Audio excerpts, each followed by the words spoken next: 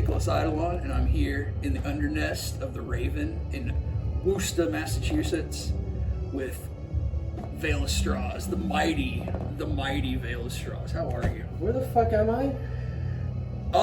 We're somewhere in the northeast, possibly at a dungeon that is being sieged at the moment. Oh, okay, we can hear them sieging upstairs. Oh, look at that. They're right there. They're sieging. Wow. They're sieging all over the place. That's awesome. Yeah. They say that line, "We're gonna siege," and they siege all over the place. Fuck. Oh, I'm sieging. I'm gonna siege. That's a topical Morbius joke that's gonna date this interview. How are you doing? I'm doing great. Great. I'm very overwhelmed that we're back. Yeah. We're back, at the Raven after 4 years of not doing Northeast Dungeon Siege in the physical sense of things. So this has been a very positive and wonderful experience. So you did play the 2019 Siege, right? I did. Well, okay. I did not play the 2019 Northeast Dungeon Siege. You played West. I did Dungeon Siege West in Okay. 2019, but I did the little MC intros for one of the nights for the 2019 Neds. And I think you're known for your Ned's commercials as well. Oh yeah, the first one was just out of love, and then we did a couple more. The crew couldn't do another one because they're actually doing other stuff now, and they're not college kids that need shit added in their portfolio to make them look good. So we didn't do one this year. I didn't even think I was even gonna come here until 2 weeks ago when they announced me. I was like, oh shit, You're cool. coming. I'm here. I'm here, everyone. I can verify.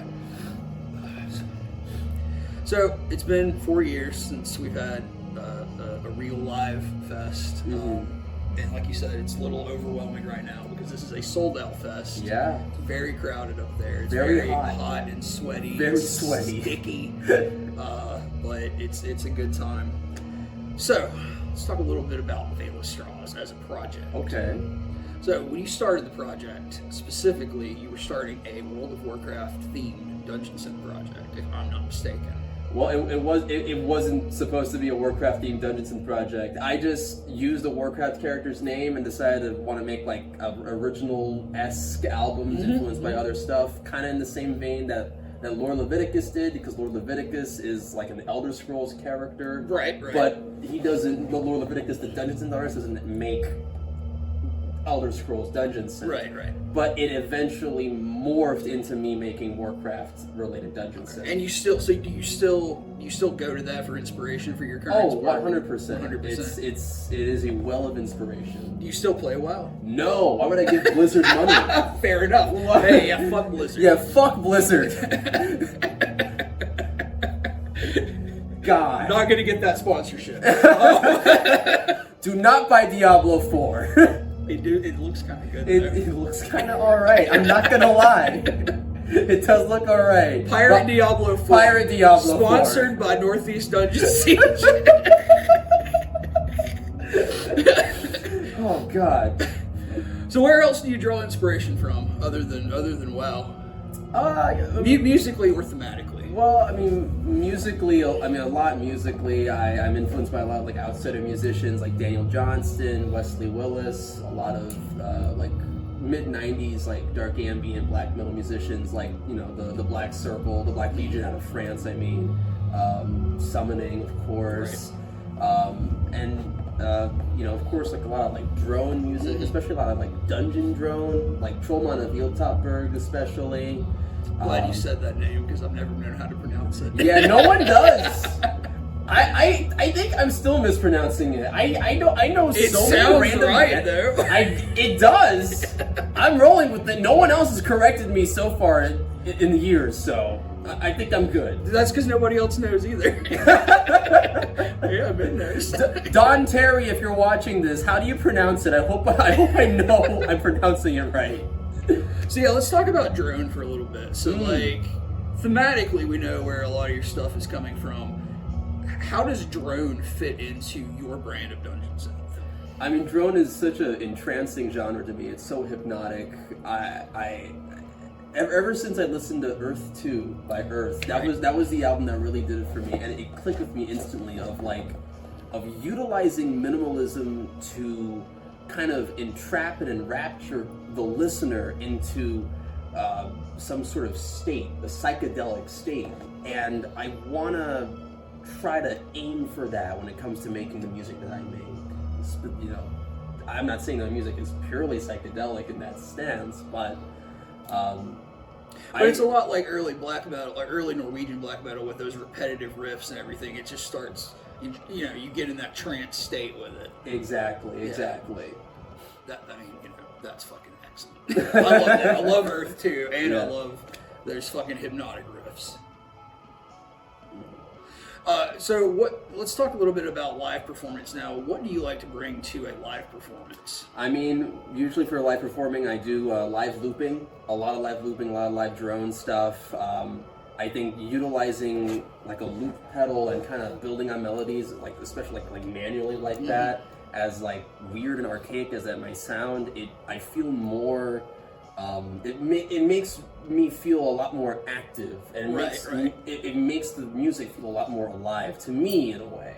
So that's what I usually like to bring in live performances. Yeah, I think that's like such a huge skill set. Like when I see somebody do that, it's like magic to me. So like I really appreciate that. So just to wrap up here, who are you looking forward to see in this siege? Oh God, there's so many.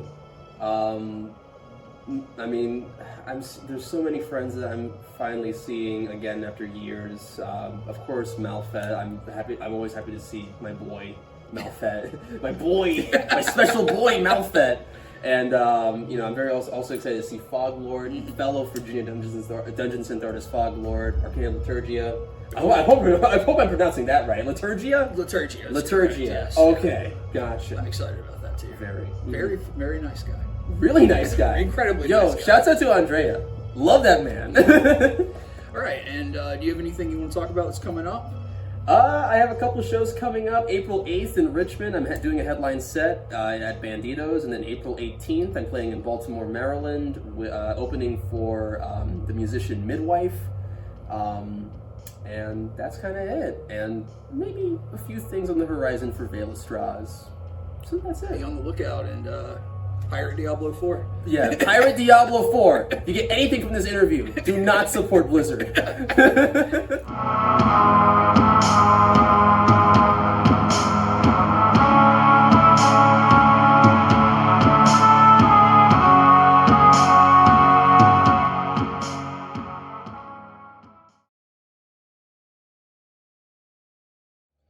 Hey, this is Nicholas Eidolon, and I'm back in the Undernest of the Raven here in Worcester, Massachusetts.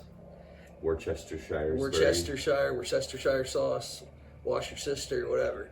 And we are interviewing the amazing Malfet all the way from the West Coast. How are you today, Malfet? Doing pretty well. A little tired from the festivities last night. Yeah, how was the first night for you? It was fantastic. Honestly, the variety that was on display, you think that something like Dungeon Synth would be a very narrow set of styles, and instead, each act couldn't be more different from the last. It's expanded a lot in the last few years since the term was coined. I think it's really branched. It definitely kept my engagement the entire time. There was never a dull moment, I guess we could say. Do you have a standout from last night? Well, that really struck you? Oh, I mean, there were a few. I was very excited to see my friend Min, aka Vaelastrasz, who stepped up to perform, I think, with about 2 weeks' notice. Oh yeah, very short notice. Another short notice cancellation, so I was very excited that Min got to play. Trying to think who else really. It was awesome to see Lord Vicardia. Oh yeah. All the way from Basque Country. That was not an act I ever imagined I would see performing live. Right. It's really quite exciting. But I think probably the runaway hit, the sleeper. I had never I'd never seen Wraith Knight before. I heard that a lot. Everybody was like, what the fuck? I don't think I'd even listened to Wraith Knight, or if I did, it was like a cursory. I had never heard him either. And he brought it. Yeah, super nice guy too. What, like fantastic dynamicism in his compositions. Some really great climactic moments. Honestly, Shrouded Gate, in the same regard, there were a few moments of Shrouded Gate where the dynamics swelled to just an absolute exultative, like massive moment that I was actually intensely moved during Shrouded Gate. Right. Really, there was just so many good things happening. I think a lot of people would be surprised of the gravity of the sound that Dungeon Synth produces, because it is so tied to the metal scene that everybody really pushes for that, huge presence of sound, and it really makes it unique from other forms, I think, sometimes. It certainly is not the same thing as dark ambient. Right. I know we used to call this medieval dark ambient a lot of the time, but Dungeon Synth has so much character. You can be warlike and percussive and have these massive, very heavy, like you said, coming from metal, just the heaviness. Or you can have more introspective sounds. You can be melancholic. You can be bucolic. You know me. I like the fantasy forest. Right. I like the sylvan medieval market feeling. Right. Not so far into Renaissance fair territory, but just that. Not that fief vibe. Exactly, but I love fief. I do. If you don't love fief, you don't need to be here. Yeah. But I know what you mean. So speaking of that, on the subject of Malfet, then there's a definite narrative streak to your work, and I know that a lot of the early work has Arthurian themes. Is that carried out through all of the work so far? It has. I've always loved the set of legends about King Arthur and the Knights of the Round Table. From when I was a small child, we had books on tape from a storyteller called Jim Weiss, who told the stories of Sir Percival and some stories of Lancelot, and of course the Sword and the Stone.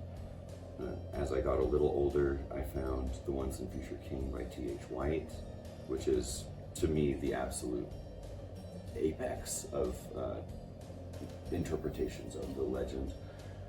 But I also enjoyed Howard Pyle a lot, too. Okay. His books were purportedly written for children, but more towards the turn of the century. So he's very heavy on the kind of Elizabethan English with these and thous. Right. And it's really fun to read for that reason, but also a little bit more inaccessible. And then as an adult, you start delving into the actual source content, like Geoffrey of Monmouth and Morte d'Arthur. But it's a thing that these stories were told to me when I was so young, that now it's a way to frame the world and to frame aspects of spiritual life. It's like we all have mythologies that tell stories that are meaningful, and that we kind of use them to understand the world around us. And I feel like the stories of the Knights of the Round Table have done that for me. So I can't actually. I believe that even if I tried, I could not escape some Arthurian themes. Right, and I think you'd be surprised that there aren't that many other projects that delve into it as heavily. Anyway, there's Pendragon got into it a little bit. Pendragon was one of the first that I became aware of. I love that he has that record, the Knight of the Cart. Yeah, because that's another name for Sir Lancelot. I did not know that. Yeah, I'm called Malfet, which was one of the names that Sir Lancelot took as the poorly made knight. But he was also called the Knight of the Cart, because in one version of the stories, I believe he snuck into a tournament in the back of a cart. Okay. I don't remember specifically. There's so many different stories and really versions of the legend, but it's almost like a Trojan horse thing in Arthurian times. But yeah, both Pendragon and I have used different names for the greatest knight who ever lived. So on the technical side of things, getting away from the thematic influence, who do you look for technical influence? Technical influence. That's an interesting question. I think in terms of production and atmosphere and compositional style, probably the most influenced by Nest. Okay. Who but is here this week? Incredibly. Yeah. I cannot. We're seeing Nest tonight. This is a moment that I never thought would happen. I've been obsessed with his album Trail of Dawn and Weary for basically since it came out, as far as I can tell. But that one's a pretty big influence on his records, where he designs the soundscapes and then plays the cantelli over it. Those soundscapes are so massive sounding and moving, and they do not. He does not flout like the bass. Mm-hmm. The bass is always very prominent. I always loved that, and I loved how separated each of our elements were. There was always some kind of pad forming a texture, like a textural atmosphere. You have your bass, and you have your rhythm instrument. In his case, it's always the cantelli. And then you have your melody instrument, which is an evocative, like fantasy flute. And you can probably notice how much I use that style of arranging. So certainly that one is probably a primary influence. Production.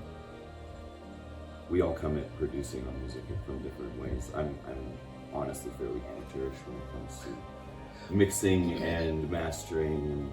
But that's the hallmark of Dungeon Synth, and you know, a lot of your technical influence is going to be idiosyncratic. You know, you figured it out.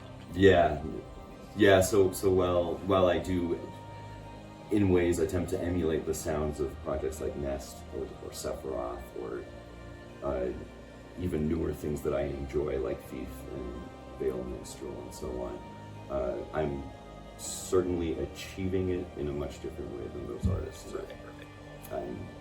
I don't know how they're making it sound that way, but I figure out ways to try to find similar atmospheres. All right. And what do you do to sort of bring all of that together on stage, atmosphere-wise, costume-wise? I like that question as well. I always thought, since bringing the project to a live setting, that it was going to be very important to not to neglect stage presence when you're a solo performer who just has a keyboard or pair of keyboards or laptop. There's less for the audience to look at. There are fewer things that are left up to chance, such as when you're a 4-piece band and every instrument is live. Whereas the rest of us must have to trigger samples or use backing tracks or loops to actually orchestrate our music. I think that one of the elements that makes a live performance in this genre interesting is atmosphere. So you can't neglect it. I collect skulls. I prepare skulls. I have many skulls. Unfortunately, I didn't feel safe flying with any part of my skull collection, but I like to have fog. I like the flicker of candlelight. I like bones, incense smoke. Smell is often an underutilized tool in creating the magic space. Even if it's just for the performance. Absolutely. Yeah. So certainly, I'm not sure if there are other aspects of this question that you'd like me to talk about, like musically, or if you're talking simply about just the visual atmosphere. Yeah. Well, I think that about wraps it up. Well, I'm glad you got to hang out with us down here. So thank you so much for having me. We look forward to your set tonight. And thank you. Can we get a hails? Hails.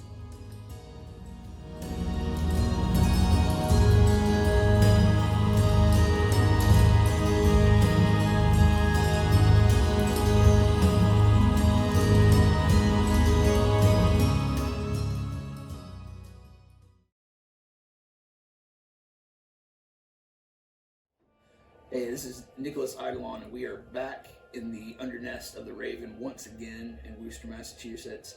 And right now, I'm sitting here with local legend of the New England region, Dahliad, who you're playing Sunday. Yes. All right. So this will be the first time I get to see Dahliad live. I'm very excited about this. So, how are you doing? I'm doing great. How are you? I'm doing good. Have you enjoyed the fest so far? Yeah, it was really, I was really blown away with how great all the acts were the first night, and even though it was a lot of acts, it didn't feel super long to me. Oh yeah, it went by real quick. Yeah. Anybody stand out to you last night? Maybe you hadn't heard before? Fog Lord Oh, okay. was really Shrouded Gate, definitely. Yeah. Yeah, and Lord Buck. Lord Bacardia? Thank you. Yeah. Yeah. There's I've heard from several folks that they had never heard Lord Bacardia before. Fog Lord is a big project for a lot of folks. Very happy to see him live. So, Dahliad, where's that name come from? It comes from a dream. Okay. It was really silly. I just, for some reason, I don't know why I had the name in a dream somewhere. And I had originally kind of written it down as a song title. And then when I was doing the solo synth stuff and everything like that, I was just like, I need a name for this project because doesn't really fall on the other project it was in. So I was like, all right, let's. And so I was like, it's a cool enough sounding name, and it's interesting, or I shouldn't say interesting enough, but like doesn't sound derivative or right. Absolutely, yeah. Well, I think that's amazing. Dream stuff I'm kind of a sucker for it. So yeah. So yeah, like you said, your other projects tend to be more rock and metal influenced. Yeah. And this is your solo ambient work. Yes. And some of the Dahliad stuff does fall really heavily under dungeon synth. A lot of it has influences. A lot of it's just the more dark ambient kind of stuff. Yeah. Yeah.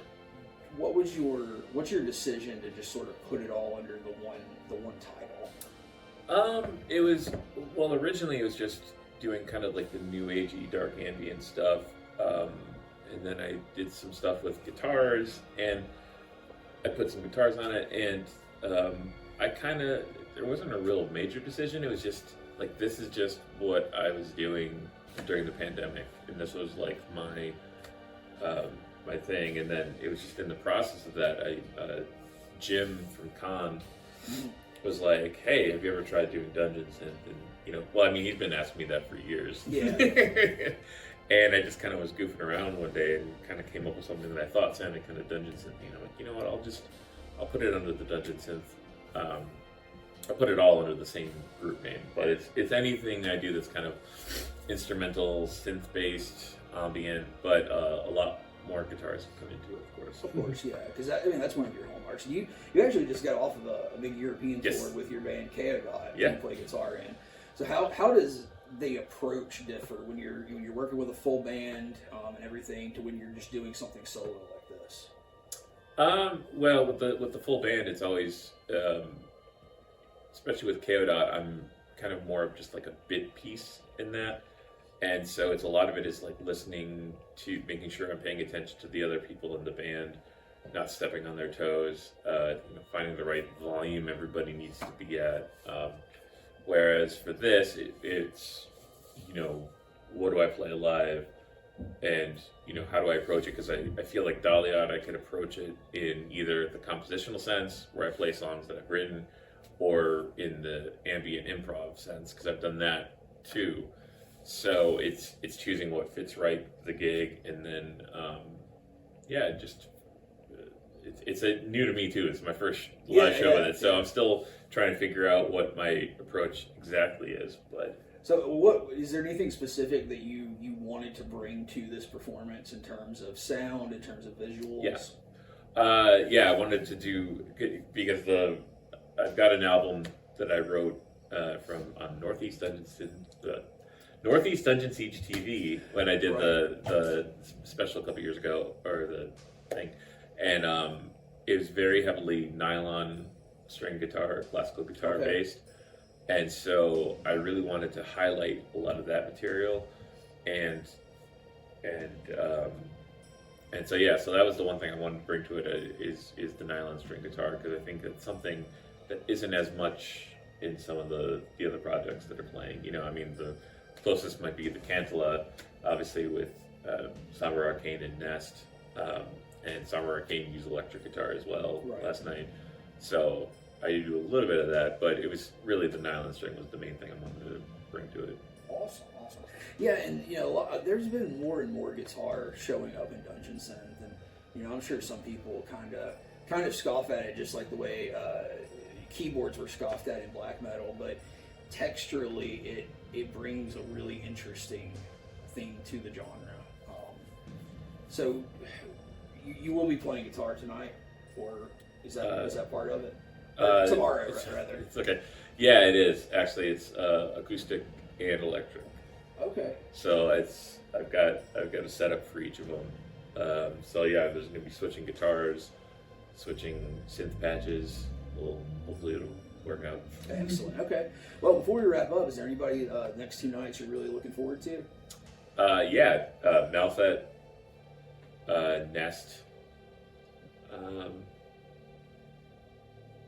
Keys to Oneiria. Yeah. Another dream-based kind of, yeah. Yeah. So that's... those are the ones that kind of jump out at me. And Pumpkin Witch too. I'm really looking forward to seeing them. I'm so stoked to see Pumpkin Witch live. It's gonna be rad. All right. Before you leave, is there anything you got coming up that you want to let people know about? I mean, this is the only Dahliad gig for the time being. Hopefully, I'll get to do more. Book the man.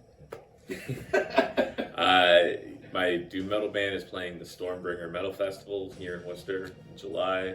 What band is that? Concilium doom band. And then KO.'s doing another American show, but I heard it was sold out already, which is kind of crazy.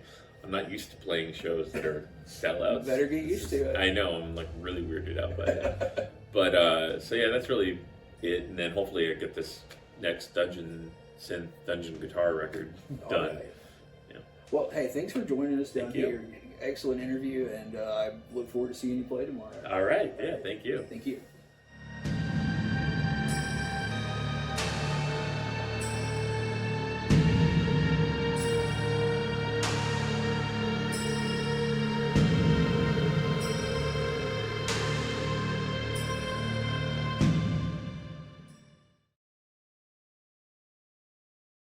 Hails, it's Nicholas Eidolon again in the Undernest of the Raven in Worcester, Massachusetts. And we are here on day 2 of the Northeast Dungeon Siege. And I'm sitting here with the absolute Canadian master ceremonies? I don't know what they do in Canada. Erythrite Throne, who has braved the Arctic border to get into the United States and play a little show for us.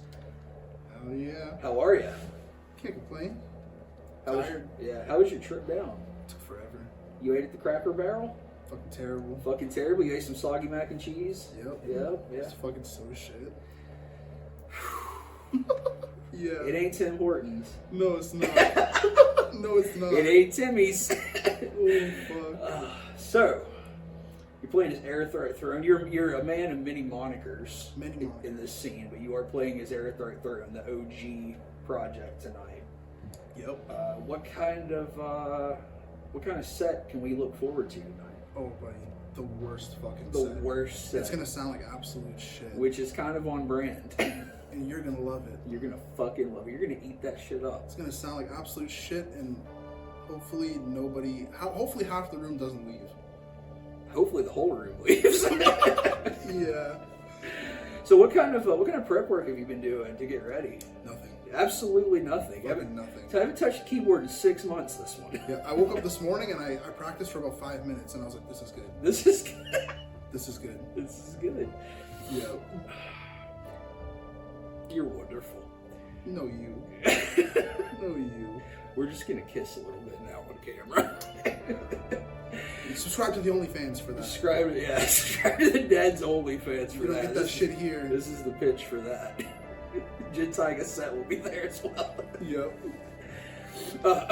So seriously, what's the last Erythrite Throne album that dropped? Melancholic Shadows of the Vampiric Aristocracy. Yeah, that sounds like some Erythrite Throne shit. Yep. Are you gonna play any of that tonight? Nope. Absolutely not. I'm playing a whole new set I made specifically for the siege. Oh, that's right. Okay. Yeah. What was it? Any particular influences going into that? Nope. Not at all.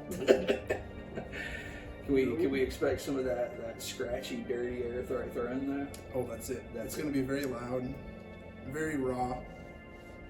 Any vocals happening? Oh, many vocals. Really? Yeah. I'm stoked for that. I always love some Dungeon 7 vocals, and I Me particularly too. love your vocals. Thank you. It's going to be good. All right. Who have you? Who was your sort of standout from last night? First night. Oh, of the fuck. siege? Shrouded Gate. Shrouded Gate. Shrouded Gate. Such a 10. Several Such a people. fucking 10. Several people have said Shrouded Gate Yep. so far. Shrouded Gate killed it. Somber Arcane, obviously. That was fucking amazing Right. too. Right. But I was dead by that point. So Shrouded Gate, I saw life in me, and it was like, yeah. Yeah. It was Yep. it was getting pretty late when Somber went on, so Yep. it was a long night. But yeah. Well, I'm so glad you're here. Me too. I'm happy to be here. Very happy to be here. So is this the first time you've played a live siege? This is the first time I played a live You weren't siege. able to come down in 2019. Nope. You And then I'm so fucking excited. Very excited. Yeah, the last one I was supposed to come down to, pandemic hit, and yeah. But you played some online stuff, right? yeah. How is prepping or sort of psyching yourself up for the live, in-person shit different from the pre-recorded kind of shit? Pre-recorded shit I can do from like the comfort of my own home, where I go into the woods and play. Yeah. That's fine. Here I can have a panic attack before I go on. Yeah. And it'll be all right. Yeah, well, fair enough. Yeah. Enough. So, I think the last set I saw you do, or one of the last sets I saw you do online, you were outside. It was snowing. It was getting dark. It was Yep. really fucking cool. Yeah, for the Rainbow Bridge. Yeah. Yeah. You were just in the city, yeah. Yeah. And, it was like, I feel like it was snowing pretty good. Yeah. And the sun went down as you Yep. played, and it was almost pitch black by the time you were done, which is fucking Yeah. sick. Yeah. Is there anything that you're bringing to the stage in terms of atmosphere to help to mimic any of that in any way, or is it sort of two different things for you? It's two different things. When you play outside, it's something so different. There's something, you're in the fucking snow, you're in the cold. It's beautiful, but fucking inside it's different. But it should still be, chef's kiss. You can expect no less. Yeah. From the mighty Erythrite Throne. That's it. We just had Seregost in here not too long ago. Spoke very highly of you. How do you feel to I be? fucking am so excited to see Seregost. I'm very excited too. You happy to be sharing a stage with us? I'm so pumped up. Absolutely. I'm so pumped up. Absolutely. I love that man. He's a good guy. So good. He's a good guy. Such a sweetheart. He's such a sweetheart. Yeah. Yeah. He might be on the OnlyFans. I don't know. We'll subscribe for that. Yeah. You gotta subscribe. You gotta subscribe. So, you got anything coming up that we can look out for? Anything in the works for any of your projects? Absolutely. There's I'm sitting on like 10 albums finished already, complete front to back. Not even joking actually. You got the art and everything. All the art, everything is done. They're literally privated on Bandcamp right now. For multiple projects? Multiple projects. New Rutnuck. Ooh, okay. That's done. That's Okay. coming. There's like a few New new D's records. nuts. Yes. So it should be good.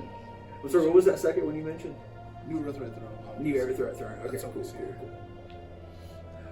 All right. Well, who are you looking forward to on tonight and Sunday?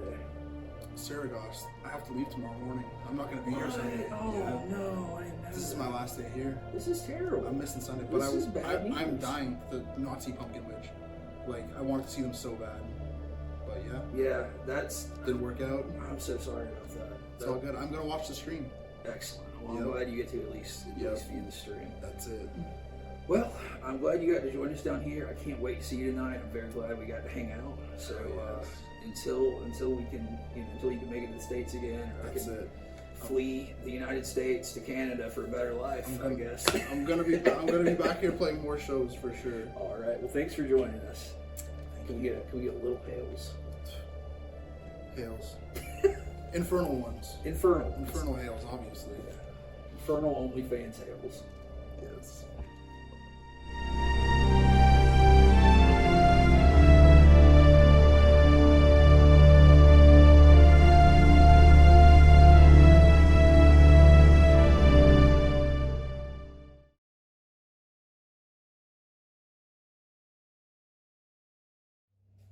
Nicholas Eidolon here once more for your entertainment in the Undernest at the Raven here in Worcester, Massachusetts, at the Northeast Dungeon Siege. And sitting next to me here is the keys to Oneiria, one of your many projects.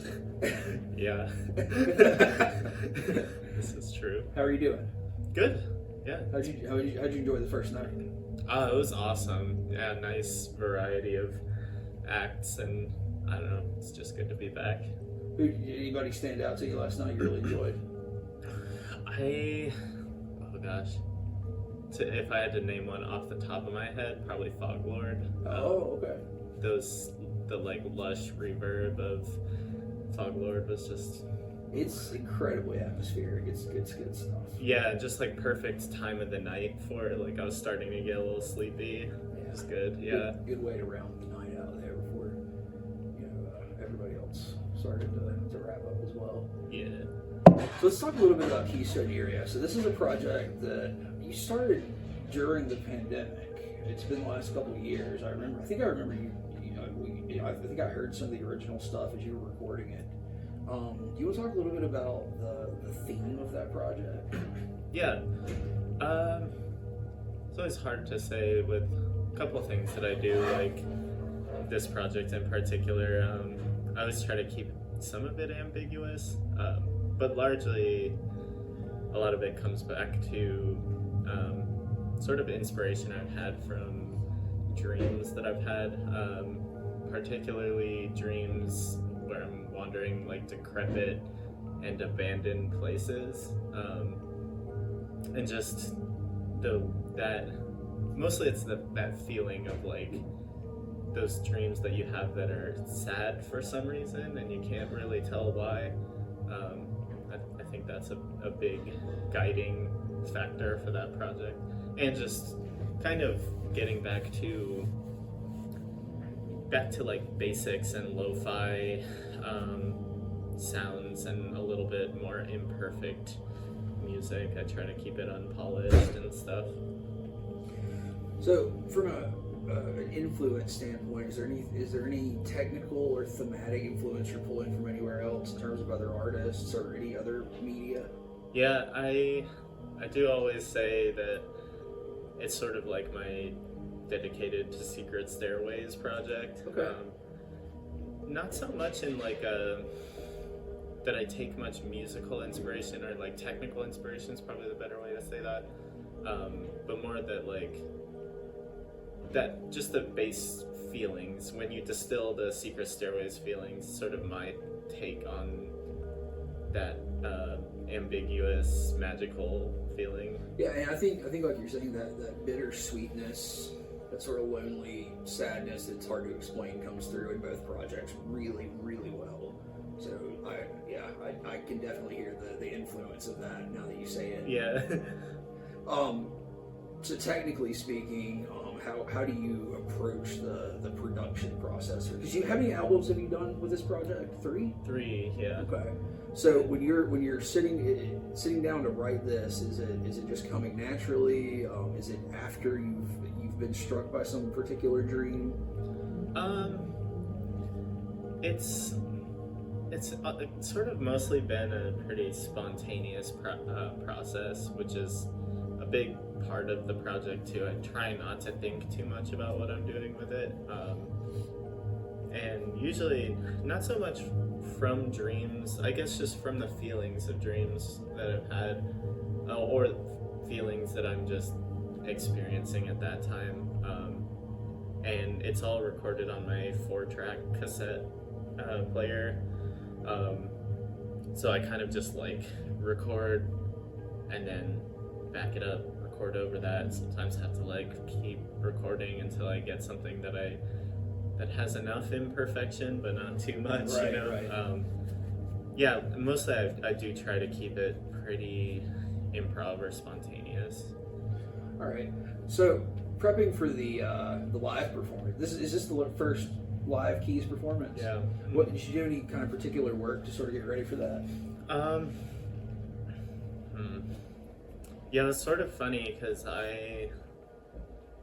a lot of times actually, even playing some of the streams and stuff, was approached being like, do you want to play with this project? And it's almost never a project I actually conceived of doing live, so that was sort of this case too. As you said, it was born in the pandemic basically, so I never really thought about it.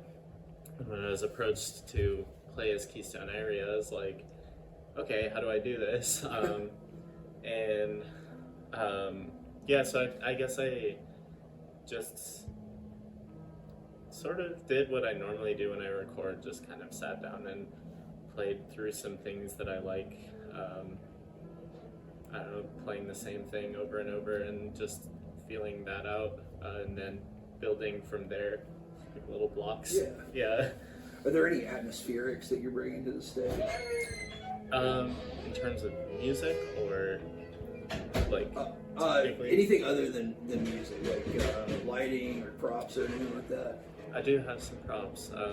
You don't have to reveal what Yeah. you're into, but... Yeah, I do, usually with my performances, I like to keep it, or I like to bring in some more performative aspects, something that breaks breaks that wall between me and the audience, I guess. Excellent. All right, before we wrap up here, who are you looking forward to see over the next couple days? Oh my gosh, I am looking forward to so many. Let's see. Always a joy to see Malfet. Right. Very excited about that. Very excited about Arcana Liturgia. Yeah. Very excited to see Erythrite Throne. Just, yeah, all kinds of great stuff. Excellent. Well, hey, thank you for joining us. And, I can't wait to see you perform. I really, really love this project. I'm very glad you're here. Yeah. Thank you. Thank you.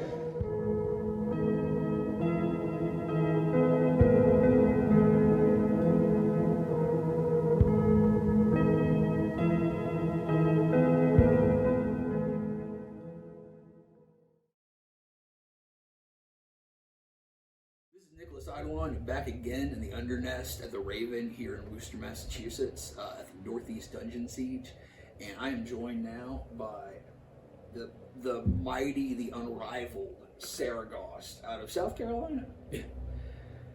How are you? I no complaints, man. This is I just go ahead and say this is great. I am fantastic. That set last night, just seeing all those artists perform, dude. Yeah. I'm still riding high on that. Oh yeah, it's getting you ready for tonight. Yeah. So look, let's dive into it. Seregost is a project that you always bring your A+ game to the performance level, like visuals, sound, garb, everything. You are on point. Thank you. How much of that are you thinking about when you're writing the material, or does that all come after? I would say I think about it every second, every minute. And then sometimes it is an afterthought. Generally, it's more of a muse. It's, what's going to kickstart the imagination. And now, anybody in this scene, in this genre, Right. Y'all know, all it takes is you turn on a game, you hear a couple of bars from a song. For me, it's no secret that Kevin Schilder's composition work in the game Heretic, anytime I'm feeling like I need some inspiration or something, I'll play Heretic.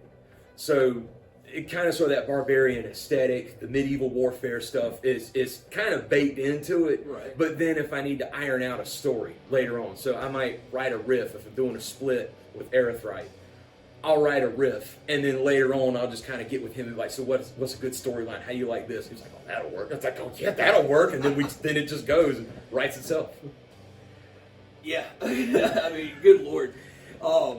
So when you are plotting out the things you're going to do for a live performance, and your pre-recorded stuff, lots of visual effects. I know when you come live, you've got props and you've got the costume and everything. I have always felt when I watch you, if this was somebody else, this would not work. A lot of the time. You walk such a delicate line of fucking cool and like nostalgia, cheesy kind of stuff. God, I love you so much. Are you conscious of that, or is that just you? It's me.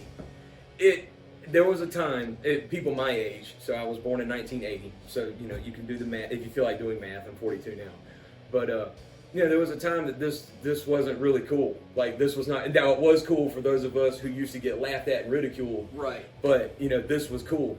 So there was a time that it's not. But now, I mean, unless you tell me I'm cool, I don't think I'm cool. This is me. This is my personality. Right. Now, the props, the stuff, that just comes because, I mean, as a kid, I saw Kiss. Now, if you like Kiss, that's cool. The music is not really for me, but damn, that stage performance, that stage presence. So fast forward, you know, a whole bunch of years, I'm 18 years old, walk into a music store, buy my first Spiritual Black Dimensions for Demon Board Gear. Now that's what I want. That's, you know, when I see that visual, that imagery. But then, you know, watching barbarian flicks and stuff, it's like, you know, I gotta have something, this genre, you can just stand there and hold one monotone note and you can be, if that's your presentation, half of this genre is image, but it's in honesty and sincerity in how you present it. Seregost, the way that it has come out, I will say it's got to be just kind of subconscious, but the way it has come out is powerful. I feel like it's powerful. I feel like if I'm... You are correct. Well, thank you. And I feel like if I'm going to perform for people, they want to hear me perform, but they need a spectacle. They need a visual. Nothing against people, but sometimes they need to understand, look, I am here to make you feel strong. I feel strong playing the music. I want you to feel the same way. Right. I don't want you thinking about what bills are due. I don't want you thinking about that. I want you to, you're gone, and now you are the man in control. And or the woman. I mean, if I got some female listeners, please let me know. And when I watch you, you know, I feel like the only other artist who brings it like that and pulls it off is somebody like Ring. Oh my God, and thank you. And it's coming from the same place. It's such a sincere, like, true to yourself kind of presentation that I think some folks are sometimes afraid to show off. But I think it lends itself to the genre so heavily. It's such an insular genre, and it's such a personal genre. I mean, this is like, you know, a lot of people make the joke that it's like bedroom keyboard shit, you know. But, you know, that's kind of what it is. It's like you're in your own head about this kind of stuff. Where am I strongest? Yeah, and I love that. I appreciate that. I'm doing a show for people. Somebody has taken time. You will never get those minutes back. And you can say I'm waxing philosophical, but I mean, if you really think about it, this is true. Somebody has sacrificed their life. Somebody has sacrificed minutes, seconds even, depending on if they have, man, this song sucks. You know, they're never going to get those 10 seconds back. Right. There's a few people too who have spent an hour and a half of their life listening to The Dark Sun. I didn't make it be like, listen, this mighty epic of hour-long music and stuff. No, I just wrote it. It's what came out. But somebody sacrificed minutes and moments of their life to listen to that. And the fact that they enjoy it, and people think enough of my music, they want to see me perform it live. Well, I've got to give them something. I'm not just going to show up, hit play, and stand with a backing track. I better have some, if I am, I better have a prop. I better have something kinetic to go along with that spiritual emotion with the music. Otherwise, I fail trying to present it. Absolutely. That's a lot. I think a lot of people could hear that and really take inspiration. I certainly hope so. And you're right. I mean, I know somebody who plays your tapes almost every other day. I mean, whenever I walk into his house, he's got an old record player and cassette deck and everything that I gifted him when I moved, and like he's always got one of your tapes in. Dude, come on. And you know, that's just you bring it and you deserve it. So before we wrap up here, who are you looking forward to seeing? Honestly, Erythrite. Okay. And this is now again. This is rolls off the tongue. And generally, your first answer is going to be what comes from the soul. I mean, think about it. Now everybody here. Nobody here has brought anything less than 100%. But man, me and Erythrite go back a long way, and anybody who's been following Seregost knows that. And so to be able, years ago, Davey and I were supposed to share a stage, and the world got hit with a pandemic. So I mean, the stars have aligned now, and we're about to share a stage as well. Only this time, I get to open for Erythrite, so I can't wait to see it. Listen to Erythrite or fuck you. Thanks for joining us, Seregost. Thank you so much. Good luck. I can't wait to watch you play. Thank you.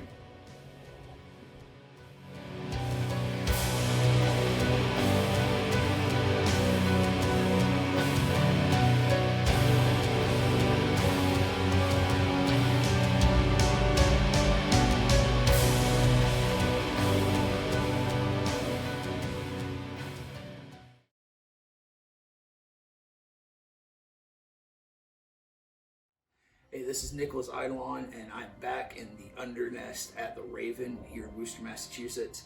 We've got the Northeast Dungeon Siege going on upstairs right now, and I am here with Arcana Liturgia. You're coming out of Italy, is that right? Yes, that's right. It's, again, so cool that we get international artists coming in. It's a huge, huge opportunity for us. Great to meet these folks. So when did Arcana Liturgia as a project start? Arcana Liturgia started in 1997, many years ago. Yeah.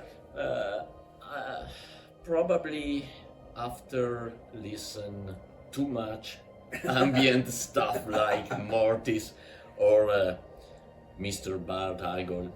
Oh, Yeah. Bard Algal of Yeah. Cernunnos Woods. Yeah. These two folks are probably my idols.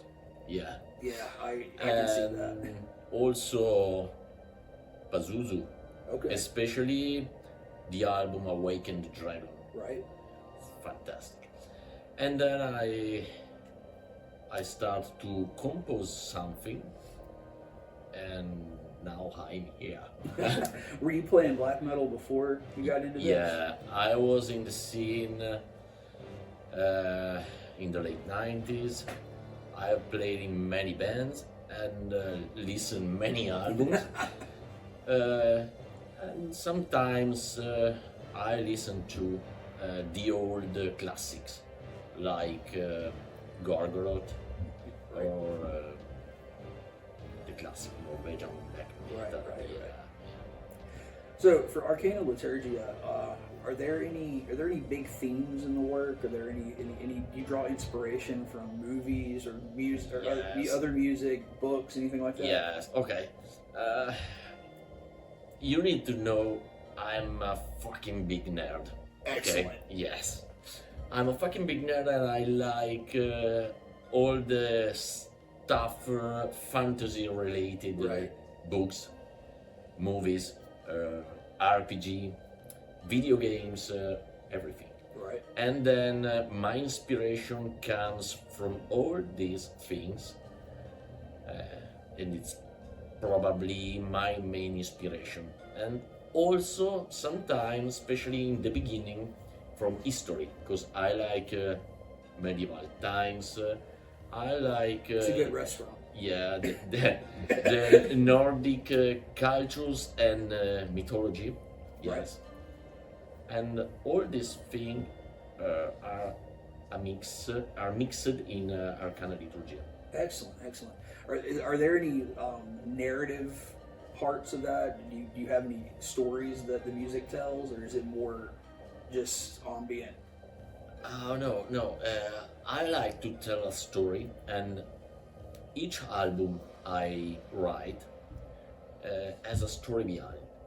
Yeah. Okay. But I like to tell a story, but to not to tell so much, because I want the listener can interpret his own version of the story. Okay. Right. Yeah. So, are there any artists outside of Mortis, Cernunnos Woods, the old school dungeon synth guys that you took a lot of technical inspiration from, like the way you write the music?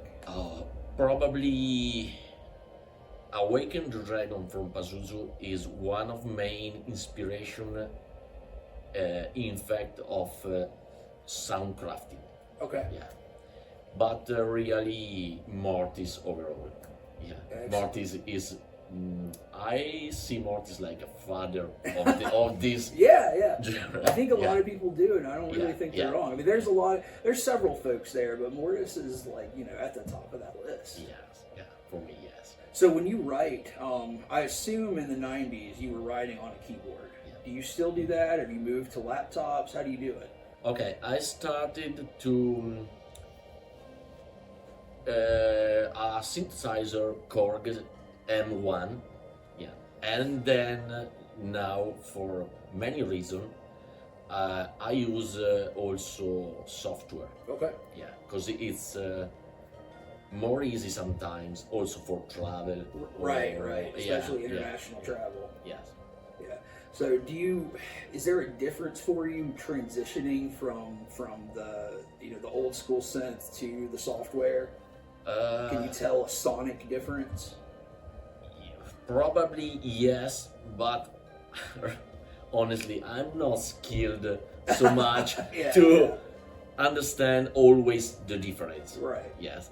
The most important thing for me in a Dungeon Synth album is the atmosphere, the atmospheres, Right. and the feeling this album give it to me. Right. So when we're talking about atmosphere, when you do a live performance, what do you like to bring to the table? Obviously, you've got your cloak. Yes. What do you like to do theatrics wise? I think it's important the visual aspect during a live show. Right. And I don't want to tell so much. You will see tonight. I saw some of the stuff you Yeah. had in your bag. I'm a little stoked about it. I'm excited. Yeah. All right. Well, before we wrap things up here, is there anybody tonight or tomorrow you're really looking forward to seeing live? A lot of artists. I probably can name all of the All of artists. them, yeah. I think that's a valid answer. Yes, because it's a fucking crazy lineup. Yeah. Do you have anything on the horizon? Any new albums or any new performances you want to talk about? Probably I start soon for a new album, to compose a new album, but not really programming something now. Right, Yeah. right. Yeah. Okay. Well, it's an honor to get to meet Thank you. It's an you. honor to be here. The honor is mine. Well, I'm very stoked to see you tonight. I know everybody else is too. So thank you once again for joining us. And this is Arcana Liturgia for Northeast Dungeon Siege. Thanks. Thank you.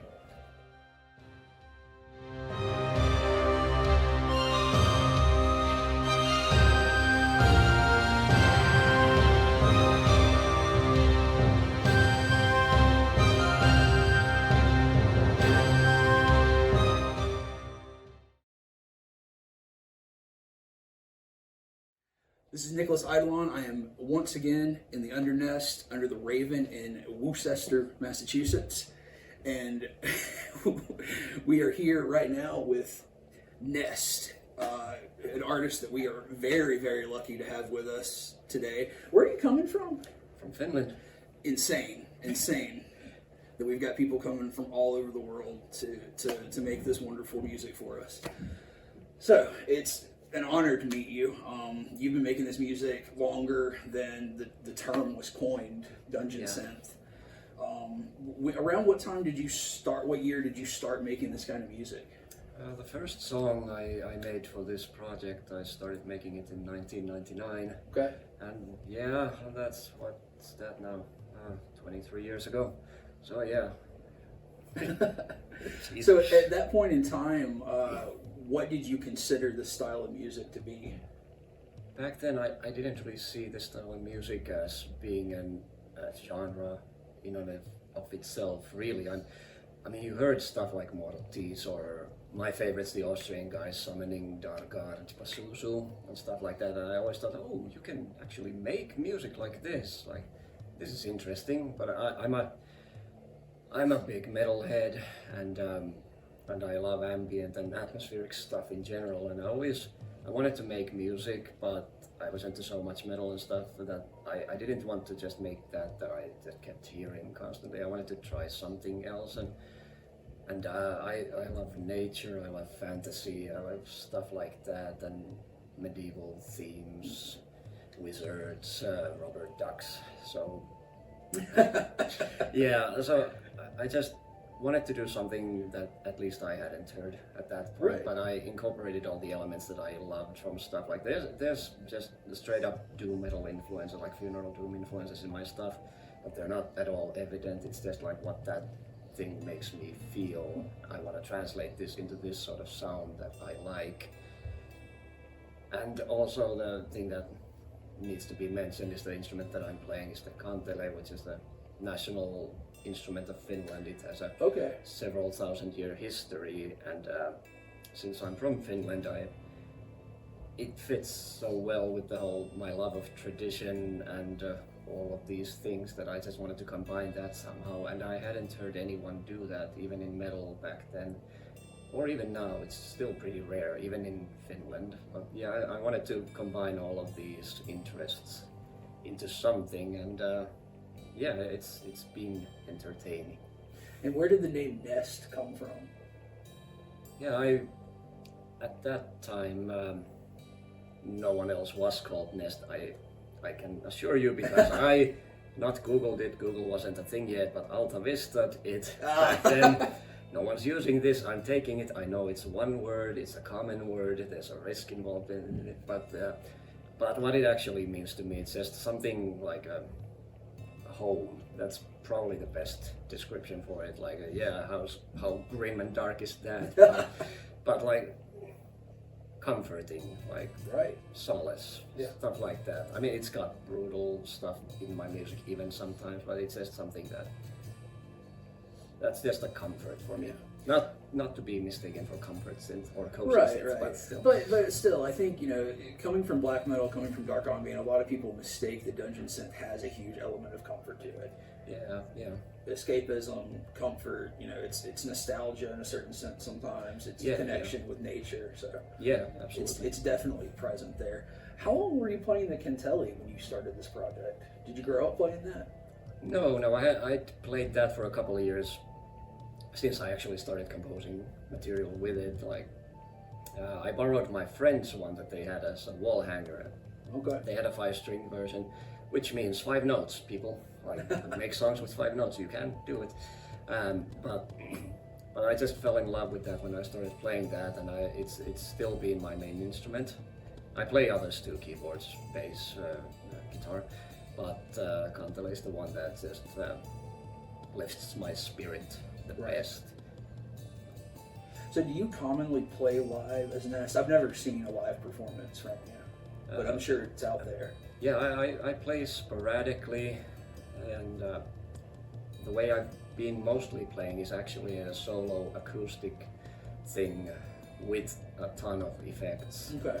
Where I've arranged the songs so that I play all the major keyboard melodies with the Cantalet 2 and make it an exploration that's a half improvisation based on the elements of the songs, with still being identifiably from the songs. And it's actually the way that the old Cantalet players in Finland used to play, was just improvising for themselves in the corner of a room, and anyone was invited to come and listen if they wanted to, and I wanted to translate that sort of playing live. The set I'm playing tonight is gonna be closer to the albums because I am using all the synthesizer backing and all of that stuff, but I have a feeling I'll end up improvising quite a bit. Excellent. So, do you bring any kind of theatricality to your performance? Like, some folks like to bring props, they like to dress up, they like to have a lot of, visual stuff going on. Or are you more bare bones? I'm pretty bare bones. Like, the most I can really muster is what you see here. I can wear clothes, I'm evolved and all that, but I don't really have the skill, let's just call it that, to do anything else but focus on my playing.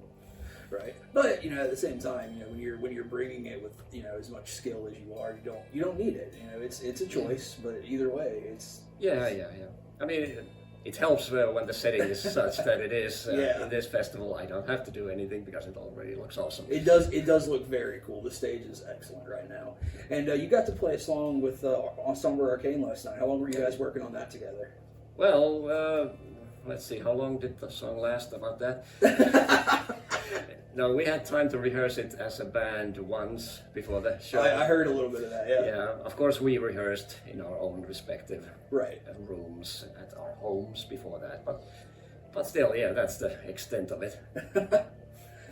Well, is there any modern DS artists that you really like, or anybody that you're looking forward to see?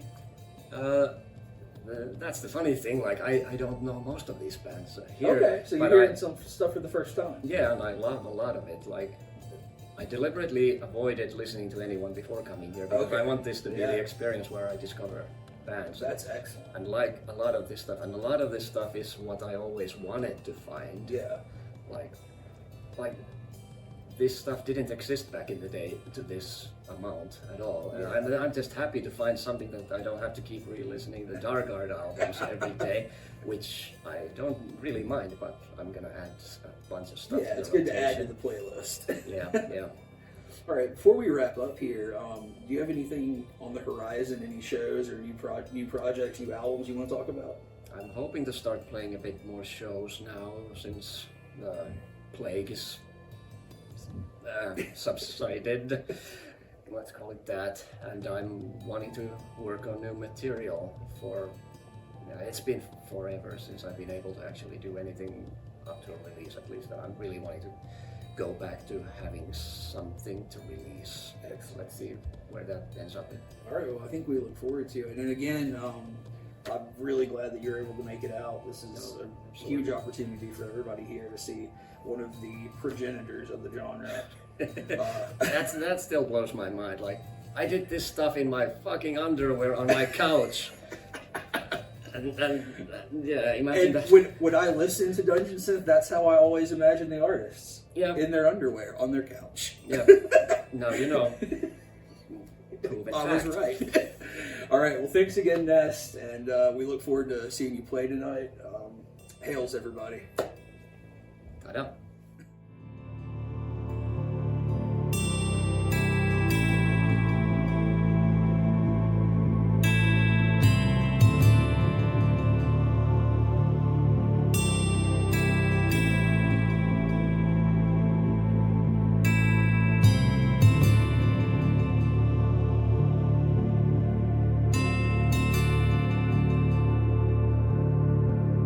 This trail is the signs of many a traveler's passing.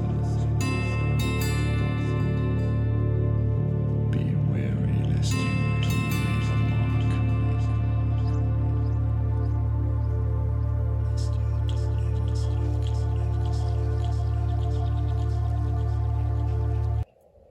You need to know I'm a fucking big nerd.